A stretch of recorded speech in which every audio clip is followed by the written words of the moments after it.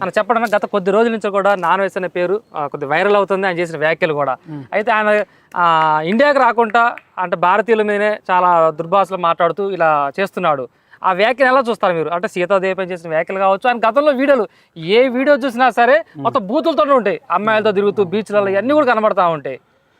అదే ఇప్పుడు ఎట్లా ఉందంటే మొత్తం అంటే దొంగే దొంగ అన్నట్టు, అంటే ఒక సంసారి మాటలు మాట్లాడుతుండయా. అవును, ఈయననే అనేక అంటే కొంచెం మహిళల్ని కించపరుస్తూ తర్వాత మేము ఆటగాళ్ళను మీరు ఎన్ని ఆటలు ఆడిర్రు, ఎంతసేపు ఆడతారు, ఈ పీచ్ బాగుందా, ఇది బాగుందా అని చెప్పేసి మహిళల మానాల మీద మహిళల శరీరాల మీద కూడా ఒక వ్యాపారం లాగా మాట్లాడి ఒక కించపరుస్తూ. అవును, ఇప్పుడు హీరో శివాజీని పట్టుకొని నువ్వు సామాన్లు అంటావా నేను ఖండిస్తున్నా రెచ్చిపోతాడు అట్లా అని రెచ్చిపోతుండు.